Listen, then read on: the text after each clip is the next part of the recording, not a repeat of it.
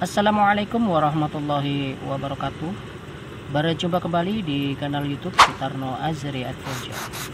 Masih rame dan viral hingga saat ini tentang akun grup Facebook yang menjadi trending topik, yaitu fantasi sedarah, terutama di aplikasi X, hingga rame juga dibicarakan di aplikasi Instagram. Di aplikasi Facebook sendiri, fantasi sedarah ini telah dibicarakan oleh 10.000 pengguna aplikasi tersebut. Grup Facebook fantasi sedarah ini sejak viral sampai berkali-kali berganti nama ya. Bahkan ternyata banyak juga bertebaran akun yang serupa. Grup fantasi sedarah ini sudah tembus 32.000 anggota grup.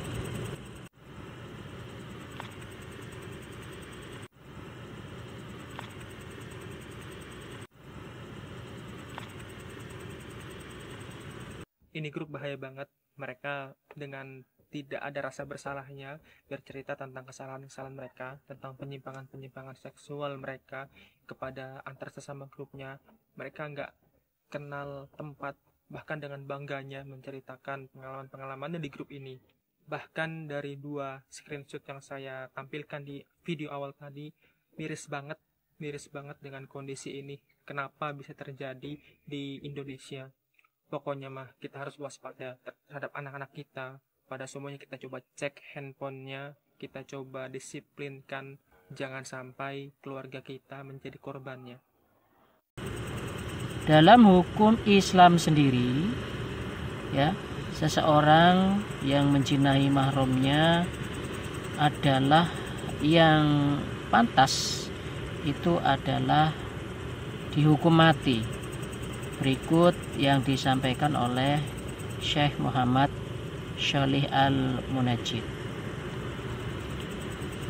Di dalam Quran surah An-Nisa ayat 23 sudah jelas sekali bahwa mahram atau orang yang haram dinikahi, bila kita memposisikan atau berposisi sebagai seorang laki-laki, itu adalah ibu kandung, anak perempuan kandung, adik atau kakak perempuan kandung, kemudian adik atau kakak dari ayah kandung,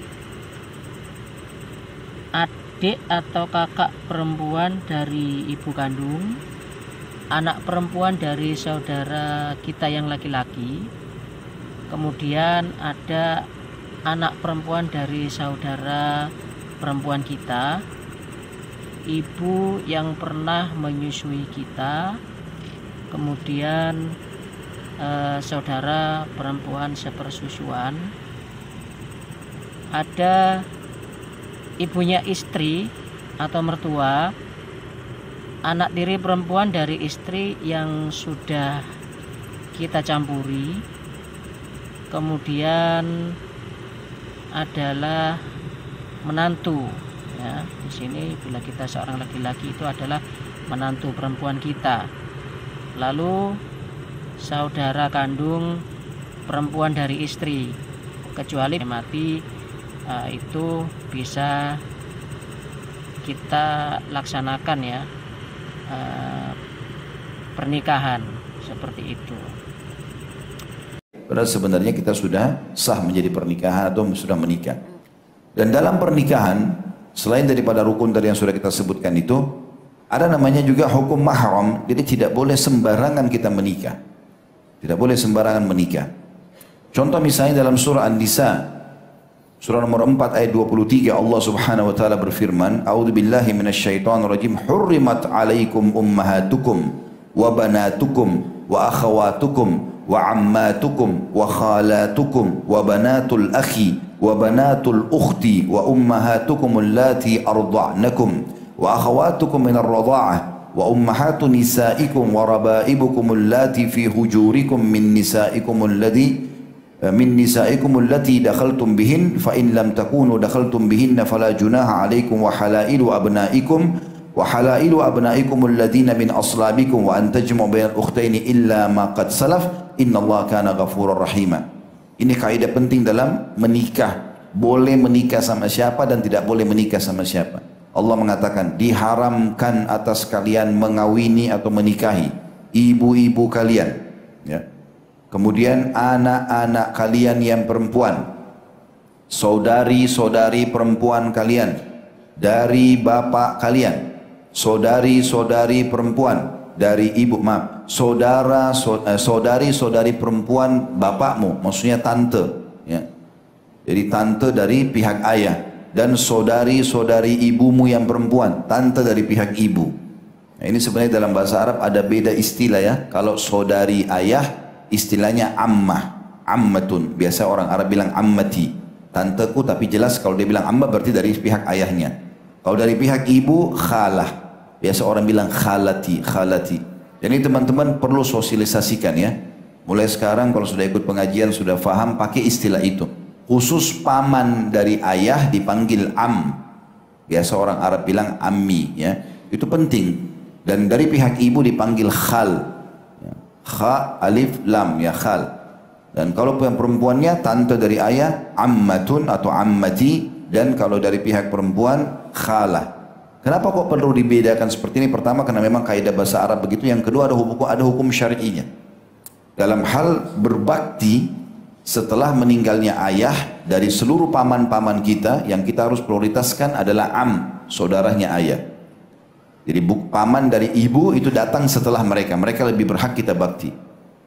Begitu juga dengan khalah. Kalau dari pihak ibu, kalau pihak tante, maka yang didahulukan adalah pihak ibu, baru kemudian pihak ayah. Jadi memang ada perbedaan hukum syar'i, sebagaimana Nabi SAW mengatakan al-khalatu bimanzilatil tante dari ibu itu penggantinya ibu. Kalau ibu meninggal maka digantikan baktinya pada mereka.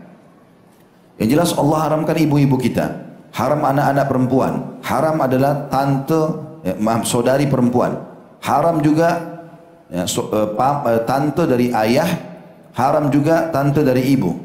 Ini sudah 5. Kemudian yang keenam, anak-anak perempuan dari saudara-saudaramu laki-laki, maksudnya keponakan anak dari saudara kita laki-laki.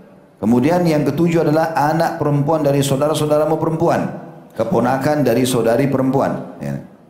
Kemudian yang kedelapan adalah ibu-ibumu yang menyusui kamu. Kalau pernah disusuin, dan ini hukum syar'inya sampai 5 kali dalam kondisi kenyang, ya, maka anak itu dianggap anak susuan. Maka ibu yang menyusui kita, walaupun tidak ada hubungan kekerabatan, tetap berarti menjadi ibu susuan. Kemudian yang kesembilan adalah saudara perempuan sepersusuanmu.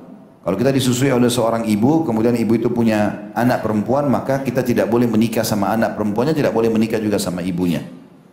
Kemudian yang ke-10, ibu-ibu istrimu atau mertua.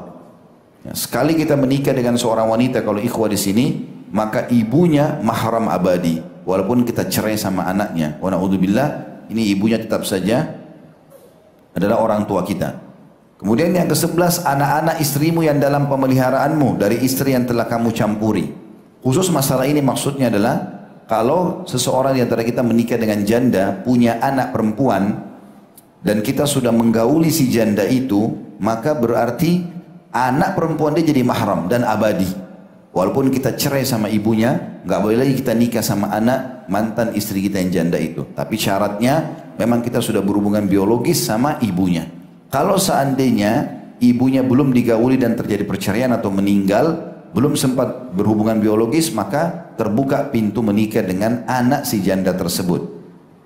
Kata Allah SWT, tetapi jika kamu belum campur dengan istrimu yang janda itu dan kamu ceraikan, maka tidak berdosa kamu mengawininya. Maksudnya anaknya dia. Ya. Kemudian selanjutnya dikatakan juga yang ke-12, dan diharamkan bagimu istri-istri anak kandungmu. Maksudnya anak mantu. Kalau kita punya anak laki-laki, dia nikah sama seorang wanita, maka istri anak kita selamanya mahram. Walaupun anak kita cerai dengan dia. Jadi tidak ada namanya mantan mertua, tidak ada namanya mantan anak mantu. Walaupun kita cerai dengan pasangan kita. Dan juga yang terakhir yang ke-13, tidak boleh kalian menghimpunkan dalam perkawinan dua perempuan yang bersaudara. Misalnya dalam poligami nggak boleh adik kakak, kecuali kalau sudah meninggal si kakak misalnya, lalu dinikahi adiknya, maka itu tidak masalah. Tapi dalam satu naungan pernikahan tidak boleh. Kata Allah, kecuali yang telah terjadi pada masa lampau, di masa jahiliyah boleh. Kalau dia kaya raya, dia boleh menikahi sekaligus adik kakak misalnya. Maka dalam Islam ada tatanannya tidak boleh. Sesungguhnya Allah Maha Pengampun lagi Maha Penyayang. Allah Maha Pengampun lagi Maha Penyayang. Jadi ada hukum-hukum syar'i yang Allah tetapkan tentang masalah pernikahan ini. Dan alhamdulillah kabar baiknya adalah saat ini pihak kepolisian Republik Indonesia sudah melakukan penyelidikan dan mudah-mudahan ini segera bisa ditindaklanjuti ya secara hukum. Baiklah, demikian perjumpaan kita saat ini. Insya Allah kita berjumpa di lain kesempatan dan pembahasan yang lain. Pesan kami untuk pribadi dan kita semua agar kita lebih ekstra hati-hati dengan buah hati kita, dan kita harus selalu intens dalam mengawasi kontrol terhadap dunia media sosial mereka. Terima kasih. Barakallahu fikum. Wassalamualaikum warahmatullahi wabarakatuh. Kasubdit Penmas Polda Metro Jaya AKBP Reynold Simanjuntak menjelaskan bahwa pihaknya sudah berkoordinasi dengan Direktorat Cyber terkait dengan kasus ini. Penyelidikan akan difokuskan pada akun Facebook yang diduga menyebarkan konten bernuansa asusila tersebut. Reynold menambahkan kepolisian juga akan berkoordinasi dengan Kominfo dan Mabes Polri untuk menelusuri akun tersebut dan menindaklanjut jika terbukti melanggar aturan yang berlaku. Sementara itu, Wakil Ketua Komisi 3 DPR RI Ahmad Saroni mendesak Kapolri Jenderal Listio Sigit untuk menindak grup tersebut.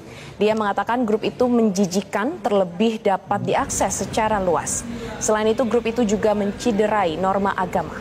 Saya minta Pak Kapolri bertindak segera mungkin untuk melakukan apa yang mesti dilakukan. Karena ini akan mencederai norma-norma agama, norma-norma pemimpin masa depan bangsa melakukan tindakan hal yang menjijikkan.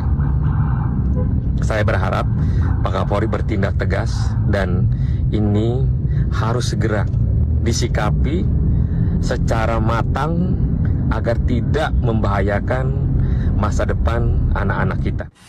Tadi kami juga sudah koordinasi dengan Direktorat Cyber Polda Metro Jaya.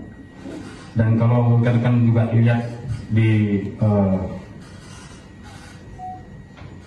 Instagram punya Kominfo juga, dan ada jawaban dari Humas Mabes Polri di situ. Jadi sudah pasti Direktorat Cyber Polda Metro Jaya akan menyelidiki dan mendalami tentang akun Facebook tersebut. Ya, sekali lagi akan menyelidiki dan mendalami segala sesuatu yang ada di akun Facebook tersebut.